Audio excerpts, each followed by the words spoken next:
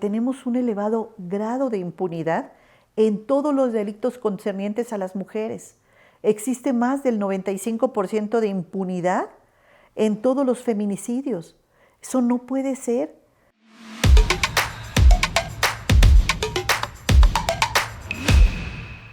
Un episodio más con la ministra de la Suprema Corte de Justicia de la Nación, Yasmín Esquivel Moza. Ministra, ¿cómo está? Pues me da mucho gusto recibirlos aquí en la Suprema Corte de Justicia de la Nación, aquí a ustedes, Juan Manuel, en este espacio que nos permite dialogar lo que está pasando en la justicia en México. A ver, empezaría por una pregunta súper sencilla pero compleja a la vez. ¿Cómo explicarle al ciudadano lo que es la Suprema Corte de Justicia de la Nación? La Suprema Corte de Justicia de la Nación es el máximo tribunal de nuestro país. Es donde se encuentran las ministras y ministros. Actualmente está integrado por 11 personas. Con la reforma al Poder Judicial de la Federación se disminuirá a 9, 5 mujeres y 4 hombres.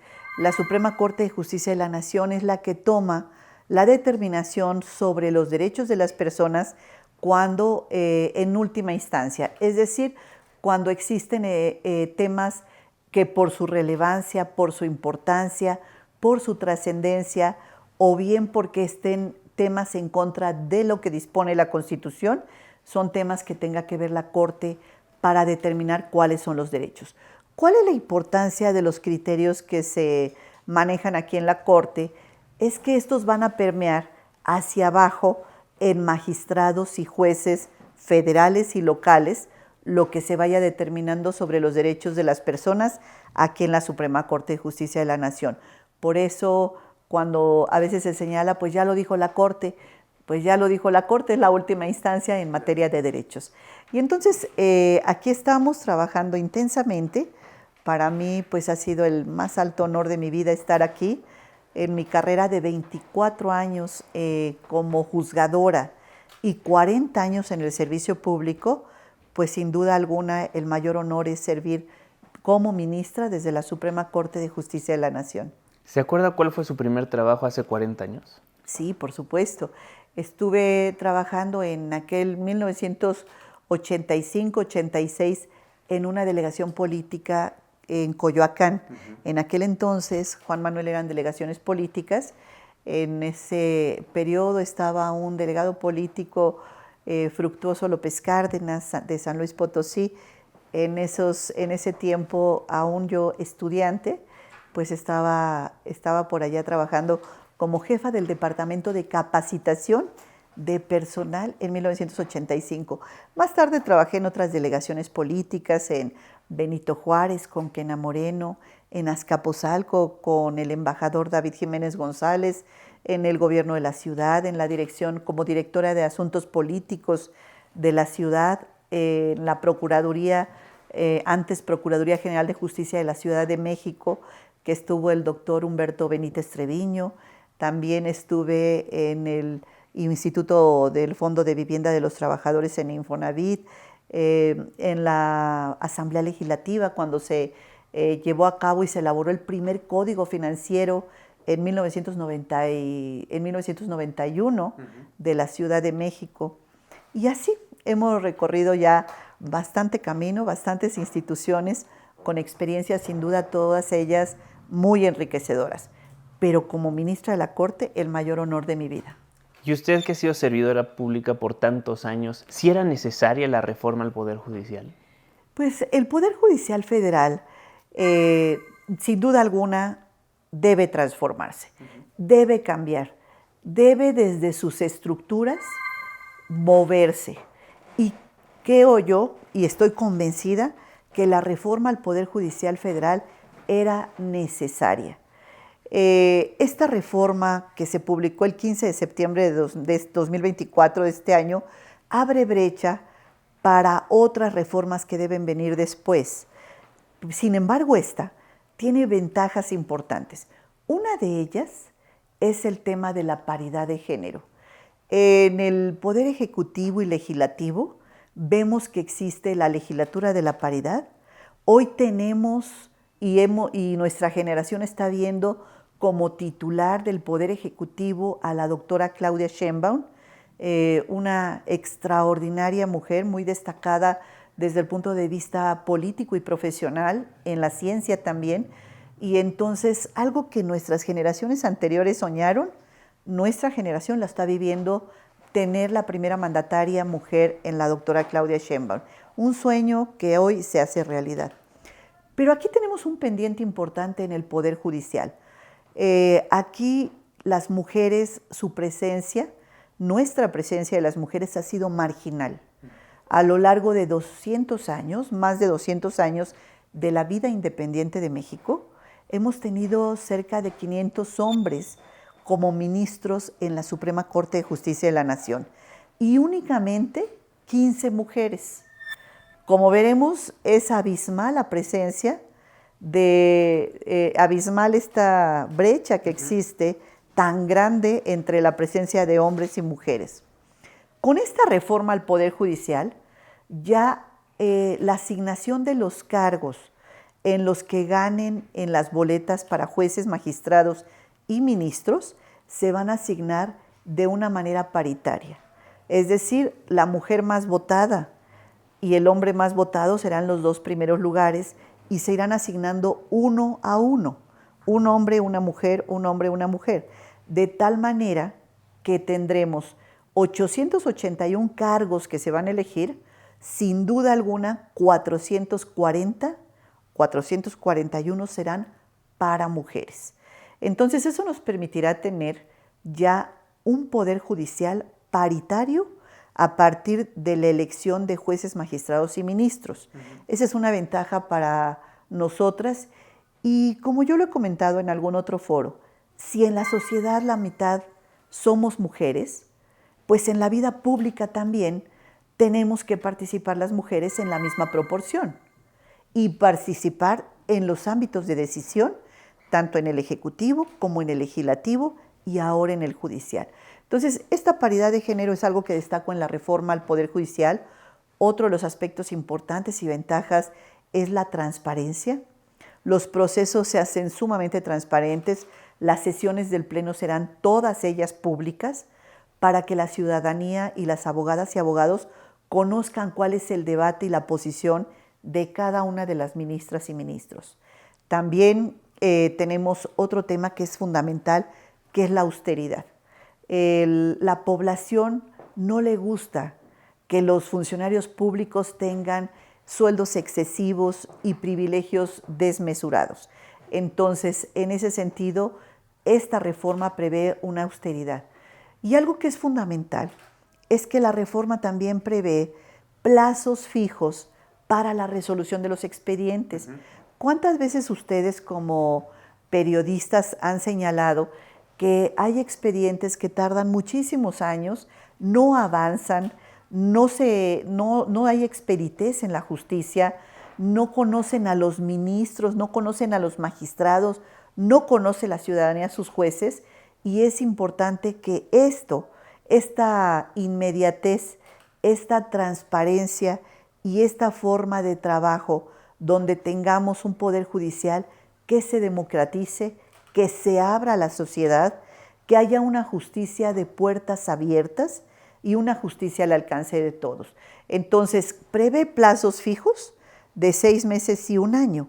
En caso de que alguna de las partes considera que ya pasó en exceso el plazo, puede presentar una queja en el Tribunal de Disciplina Judicial. Es un tribunal que se crea para atender las quejas de los ciudadanos. El juez o magistrado tendrá que acreditar fehacientemente por qué ha sido la dilación del expediente. Entonces, esto nos permitirá tener una justicia expedita, una justicia que ya marca el artículo 17 constitucional, pero que no se lleva a cabo, que tenemos los archiveros llenos de expedientes y estos no se desahogan. Entonces, hoy necesitamos esta justicia expedita y esta justicia al alcance de todos. Y bueno, un tema que me parece también fundamental en la reforma, además de la transparencia, la democratización, la austeridad, la paridad de género, es que esta reforma abre brecha a otras que deben venir después. Si bien esta reforma cambia cómo se va a integrar ahora y cómo se va a nombrar jueces y magistrados, porque recordaremos que anteriormente, Juan Manuel, los jueces, magistrados y ministros se nombraban, fundamentalmente jueces y magistrados, se nombraban por una carrera meritocrática, mediante exámenes de oposición, mediante toda una carrera que llevaban a cabo judicialmente. Hoy en la actualidad, no tan solo se va a revisar cuáles son los antecedentes académicos de la persona, cuál es su experiencia profesional, cuáles son sus méritos para poder ser juzgador. Ahora también se va a analizar cuidadosamente, además de la idoneidad, que pasen por el escrutinio público, es decir, por el voto popular. Entonces se está agregando un ingrediente fundamental en el proceso de nombramiento de jueces y magistrados, que es que vayan a la boleta y que la ciudadanía elija quién de esos jueces y magistrados y candidatos a ministros debe permanecer en sus puestos o debe cambiarse o debe ponerse a otros. Entonces, en este momento está transcurriendo y a punto de concluir el plazo para que las abogadas y abogados de nuestro país que reúnen los requisitos, que consideran que tienen el perfil para ser muy buenos juzgadores, que tienen la vocación de transformar esta institución que es muy importante para el Estado mexicano, nada menos que es uno de los 3 poderes constituidos. Una de las obligaciones del Estado mexicano es impartir justicia a los ciudadanos, y esto se hace a través del Poder Judicial Federal. Entonces, esta institución que es tan importante, pues es también importante que los abogadas y abogados que se hayan inscrito en estos comités de evaluación sean analizados cuidadosamente sus currículums de una manera muy profesional, muy objetiva, muy clara, para analizar y ver quiénes son los que tienen los perfiles idóneos para pasar a la siguiente fase. ¿Cuál es la siguiente fase? Un procedimiento de insaculación, en donde se va a determinar de esa insaculación quiénes pasarían a la boleta. Van a pasar a la boleta 2 personas para el cargo de juez o magistrado por cada uno de los 3 poderes, de tal suerte que tendremos 6 o 7 personas para cada uno de los puestos que se van a elegir. Y en este proceso los comités de evaluación, que son integrados por 5 personas expertos en la materia jurídica, pues están haciendo un trabajo muy exhaustivo y profesional. Entonces, así es como vamos en este momento, a finales ya de noviembre, en donde tenemos ya un proceso en marcha, una reforma al Poder Judicial que va a transformar al Poder Judicial, a cambiarlo desde adentro y a tratar de generar todo esto que los mexicanos están exigiendo. Ahora, ¿por qué se da la reforma al Poder Judicial? Pues se da porque esta institución, los jueces y magistrados, es la segunda peor evaluada para los mexicanos. Los mexicanos dicen, no hay justicia. La justicia es solamente para aquellas personas que tienen dinero para pagar un abogado. La justicia es elitista. La justicia es lenta. No, la justicia se vende. Todo este reclamo, a eso obedece esta reforma al Poder Judicial, que es una reforma donde todos tenemos que aportar para que le vaya bien a México y nos vaya bien con la reforma al Poder Judicial. Ahora, ¿tiene miedo, por ejemplo, usted, una mujer preparada, que ha estudiado, que ha estado formando su carrera judicial, que eventualmente en la insaculación no salga su nombre, a pesar de que tal vez está mejor preparada, tiene mayores credenciales que alguna otra persona? Bueno, en mi caso personal, Juan Manuel, la Constitución, mío, el caso de jueces y magistrados que están en funciones, la Constitución prevé que tengamos pase automático a la boleta. Correcto. Entonces, en el caso de los que nos encontramos en funciones y que hemos decidido participar en el proceso donde se van a elegir el domingo 1 de junio de 2025 jueces, magistrados y ministros, no hay insaculación porque estamos en funciones, hay un pase directo a la boleta. que es mi caso y el caso, qué bueno que tocas ese tema, del 30% de los jueces y magistrados que van a elección aceptaron con estas nuevas reglas de la reforma al Poder Judicial participar e ir directamente a la boleta. Actualmente tenemos 1,700 juzgadores federales. De esos 1,700, 850 son 881 son los que van a ir a elección.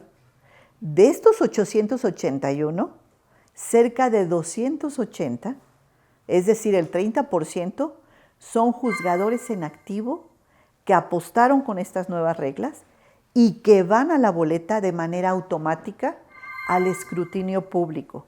Eso me parece importantísimo destacarlo porque son el 30% de personas que tienen los conocimientos, que tienen la experiencia, que estarán en la boleta y que van a participar.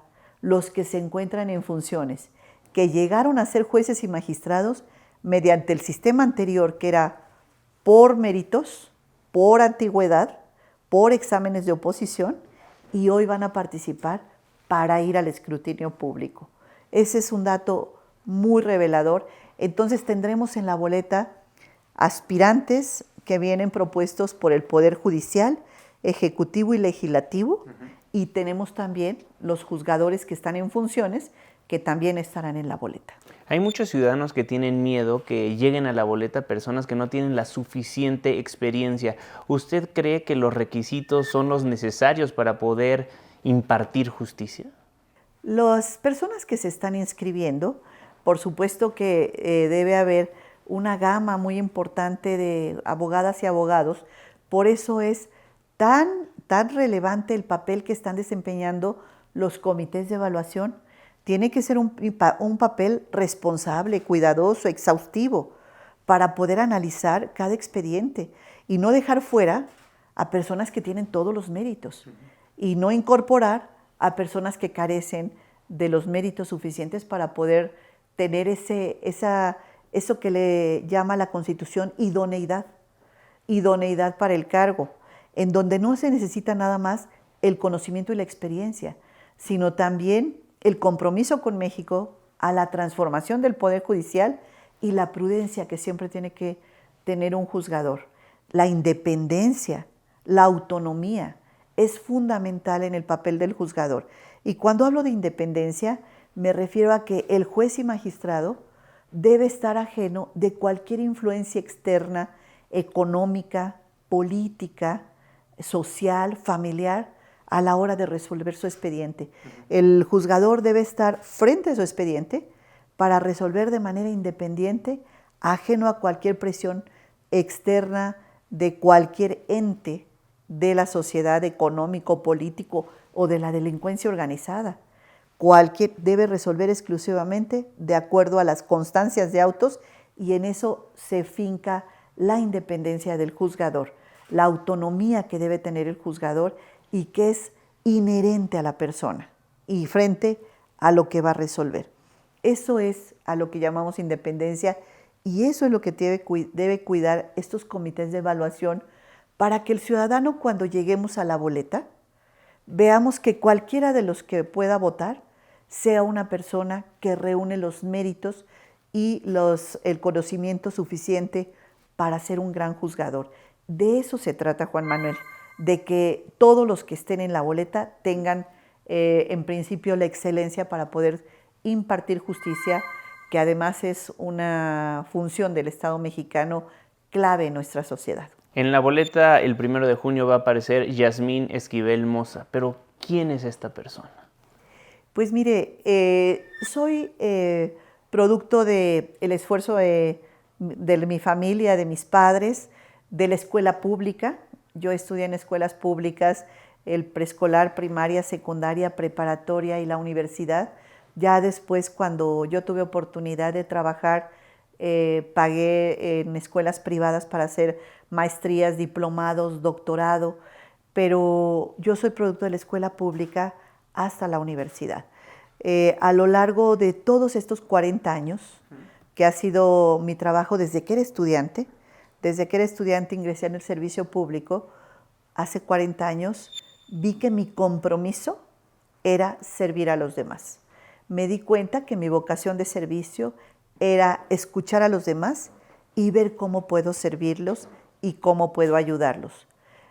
Así transcurrió mi vida desde muy joven, durante estos 40 años, pero los últimos 24 años es desde que fui secretaria de Estudio y Cuenta de la Presidencia de los Tribunales Agrarios, vi mi compromiso con la impartición de justicia. Mi primer contacto como ya juzgadora para dictaminar un expediente, que fue en el año 2000, allí fue donde me involucré totalmente en lo que es la impartición de justicia. Hoy yo te puedo decir, Juan Manuel, que este compromiso que asumí desde el año 2000 con la impartición de justicia, y más tarde fui magistrada en los tribunales agrarios en el año 2004, fui nombrada por el Senado de la República por unanimidad. Más tarde, en 2009, como magistrada del Tribunal de Justicia Administrativa de la Ciudad de México, de la Sala Superior, después fui su presidenta. Más adelante fui presidenta de la Asociación Nacional de Magistrados en todo el país, y toda esta experiencia y contacto con la impartición de justicia me han permitido conocer de primera mano cuáles son las deficiencias y qué es lo que tenemos que cambiar y transformar en todo lo que podamos influir para lograr lo que la gente quiere. La justicia, que la puerta de la justicia sea una puerta abierta, una puerta transparente, que la justicia no sea solo para aquellos que tienen dinero para pagar un abogado, sino también tengamos defensorías jurídicas gratuitas que acudan a aquellos lugares donde está la población más alejada de los centros, y que pueda, en esta justicia itinerante, también cuáles son las demandas de justicia de aquellas personas que no tienen para pagar un abogado, o que viviendo en los centros de población o en los lugares urbanos tengamos también el acceso a una justicia gratuita y de calidad. Entonces, un compromiso importante es fortalecer las defensorías jurídicas para que las personas puedan tener acceso a la justicia, vivan donde vivan, en centros urbanos y de población. También es importante destacar que la justicia debe llegar a todos, a los ricos, pero también a los pobres, a los que más tienen y a los que menos tienen, aquellos que se esfuerzan todos los días, que tienen un patrimonio por muy pequeño o muy grande que sea, como aquellos que no tienen nada. También tenemos que buscar que esta justicia sea para todos y tengamos una sociedad igualitaria en derechos. Cualquiera de nosotros pueda saber que tiene garantizados sus derechos en las defensorías jurídicas o bien en los tribunales cuando acuden a ellos. Sí es cierto eso que ha dicho el expresidente López Obrador de que los ministros tienen muchísimo dinero y por eso parte de la intención de crear esta reforma judicial. Pues mire, ha habido privilegios, por supuesto, sin duda alguna. Hay parte de las prestaciones, de los recursos que los ministros, de acuerdo al presupuesto de egresos, es lo que se nos ha asignado como un sueldo, pero lo que es importante es que todas las instituciones tengan programas de austeridad porque lo que no podemos tener, y se ha señalado en varias ocasiones, es gobiernos ricos y pueblos pobres. Entonces, hoy tenemos que hacer un gran esfuerzo los que trabajamos en el servicio público, en cualquier institución, en cualquier dependencia, a poder disminuir el gasto porque es dinero público, dinero de los mexicanos, dinero de las arcas públicas que debe ser perfectamente bien empleado y fundamentalmente bien auditado para que nadie tenga excesos dentro de las dependencias públicas. Entonces, por cierto, esta reforma trae un programa de austeridad importante. A partir del 1 de enero, el Pleno de la Corte, las ministras y ministros, aprobamos un presupuesto donde se disminuye el 48% de nuestros salarios. Esto significa más de 100,000 pesos mensuales, en donde se ha disminuido a partir del 1 de enero este salario y es una disminución importante, considerable, que así fue como se aprobó para ajustarse no tan solo al 94, sino al 127 de la Constitución, que nadie puede ganar más que la presidenta de México. ¿Hay ministras y ministros afines a la Cuarta Transformación o afines a una reforma en la que creen? Pues aquí es un tema donde, por supuesto que cada uno de los que integramos el Pleno de la Suprema Corte de Justicia de la Nación, sin duda alguna debe tener convicciones políticas personales. Eso es evidente y existe en cualquier órgano colegiado o en cualquier persona que deba tener algunas convicciones importantes.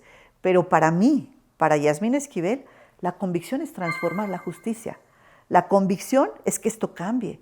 La convicción es que esto se remueva y que aquellas prácticas indebidas se destierren.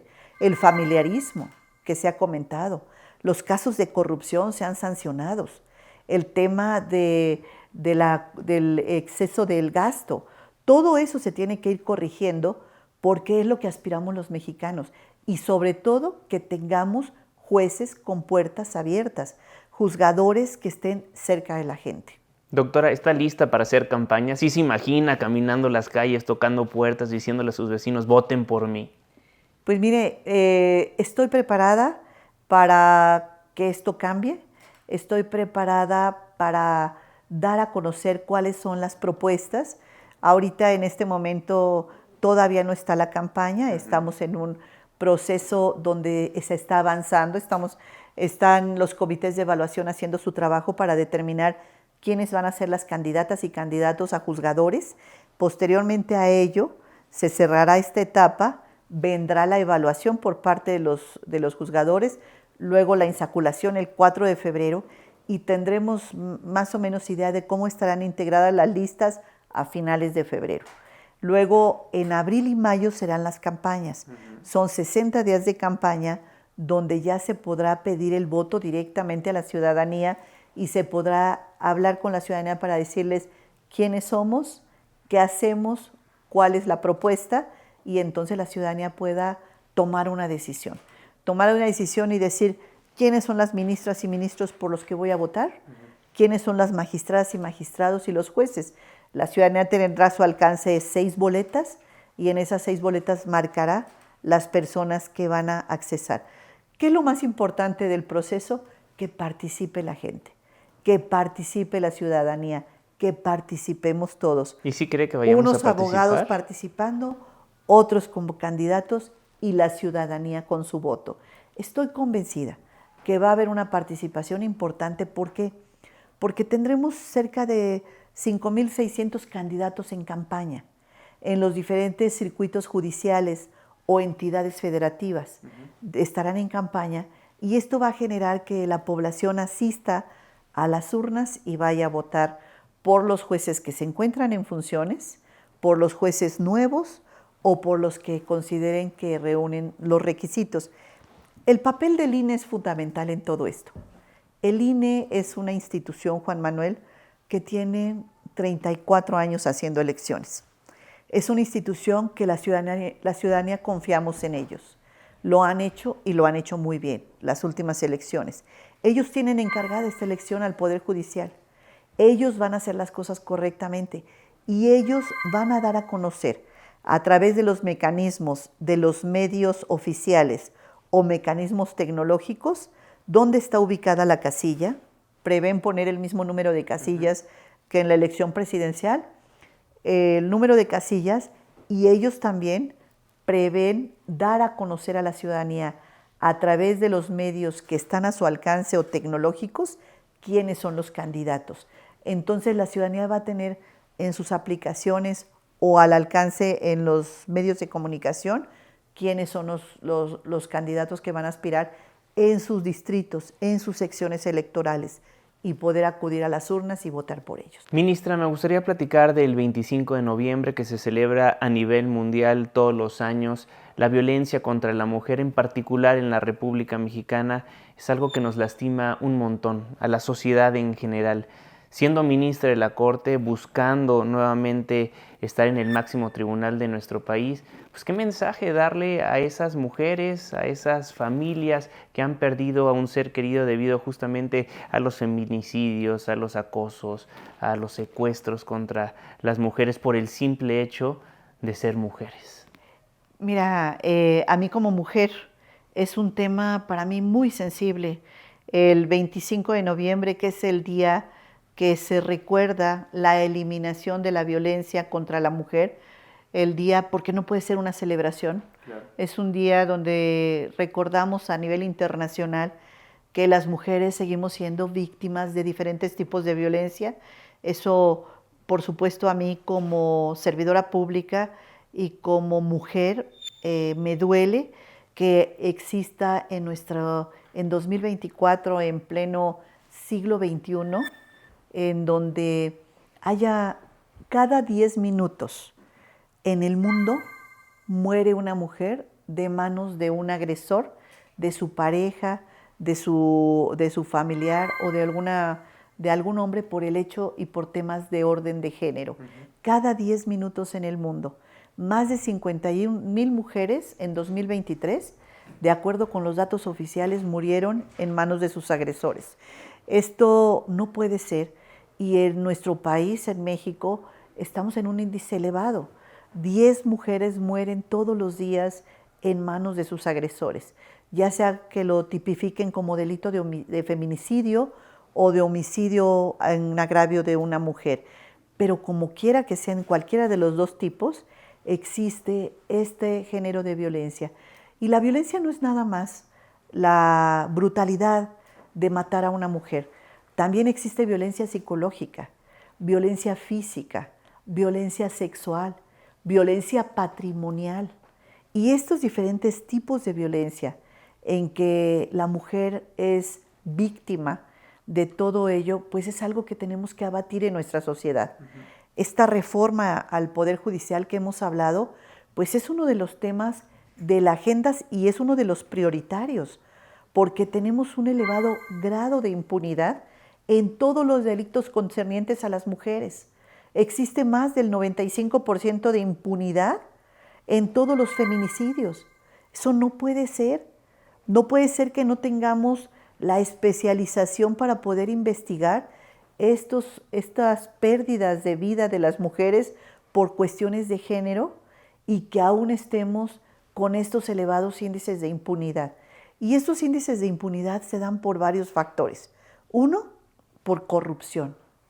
El segundo factor, por la falta de coordinación entre las instituciones que les toca revisar los temas, la policía, el Ministerio Público y los jueces locales y federales. Entonces, esta falta de coordinación, esta falta de homogenización en los criterios, eso ha permitido estos espacios de impunidad donde es muy duro ver a las víctimas secundarias del delito de feminicidio cómo batallan todos los días, cómo son revictimizadas cada vez que acuden a una institución y cómo no se les da respuesta y ven al agresor de su hija, al que le privó la vida, libre por las calles de nuestro país y no se está atacando frontalmente este delito que aqueja y que duele tanto. Este 25 de noviembre, ahora que estamos en 25 de noviembre, inclusive por eso vengo con este color, porque estamos nosotros en contra de la violencia de género. El color morado es uno de los colores que representan que estamos totalmente en contra de que a la mujer se le siga violentando en cualquiera de sus formas. Aquí inclusive en las oficinas públicas, pues también se dan altos índices de violencia laboral, de violencia, se llega a dar algunos casos de violencia sexual que deben ser atacados de una manera durísima porque no puede ser que no se tenga esa libertad. ¿Cuál es nuestro sueño a las generaciones de hoy?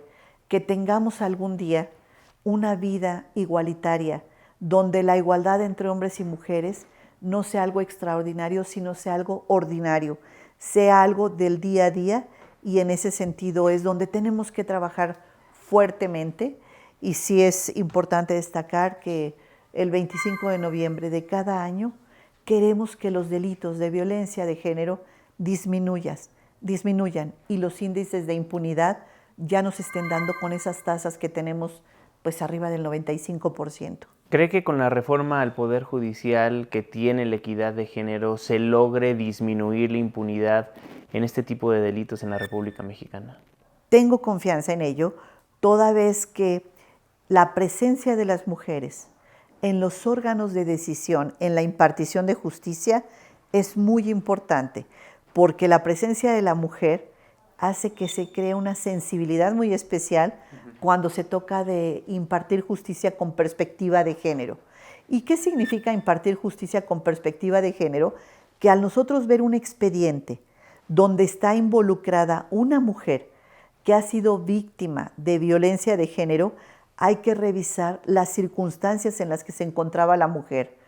Porque fíjese, el delito de feminicidio, fíjate Juan Manuel, el delito de feminicidio es un delito que va precedido por otro tipo de manifestaciones de violencia previas y que en muchísimas ocasiones la mujer la denunció esa violencia física, denunció esa violencia psicológica, denunció ese acoso y ese hostigamiento y no se le dio las medidas de protección, no se le hizo caso y entonces se va generando este grado de impunidad al agresor que llega a privarla de la vida en algún momento.